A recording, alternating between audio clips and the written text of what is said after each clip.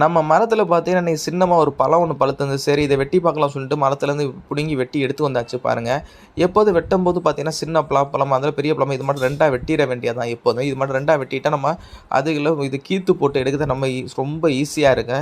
இப்படி வெட்டும்போது பார்த்தீங்கன்னா அது உள்ள பிசுனுகள் வந்து நம்ம கையில் அப்போம்போது அதை அப்பாமல் இருக்கிறதுனே நம்ம வெட்டுறதுக்கு முன்னாடி தேங்காய் எண்ணெய் கையில் தடவிக்கிட்டோம்னு வச்சுங்களேன், எப்போதும் வந்து நம்ம கையில் அந்த பிசுனுகள் வந்து அப்பாது.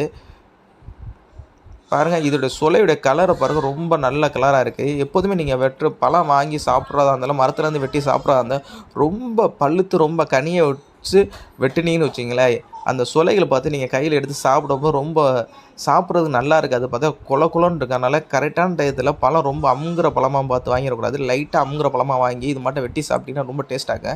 வெட்டணும் போது இது மட்டும் குறுக்க உள்ள மட்டையில் இது மட்டும் வெட்டிட்டிங்கன்னு வச்சுங்களேன், இந்த மேலே உள்ள இந்த மட்டைன்னு சொல்லுவோம், அந்த மட்டையை வெட்டி எடுக்கிறது ரொம்ப ஈஸியாக இருக்குது. இது மட்டும் வெட்டி அப்போ நம்ம இந்த மட்டையை வெட்டிட்டோம்னா ஈஸியாக நம்ம சுளைகளை எடுத்து சாப்பிட்றலாம் பாருங்கள்.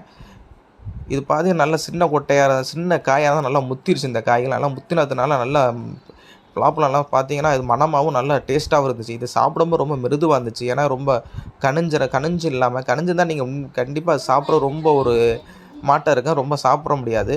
நல்லா பார்த்தீங்கன்னா ரொம்ப பக்குவமான டயத்தில் காய்கள் வாங்கி இது மாதிரி பக்குவமான பழமாக வாங்கி வெட்டினீங்கன்னா ரொம்ப டேஸ்ட்டாக சுவையாக இருக்கும். இது மட்டும் ஈஸியாக நீங்கள் வெட்டி எடுத்துட்டிங்கன்னா நீங்கள் சுளைகள் எடுக்கவும் ஈஸியாக இருக்கும்.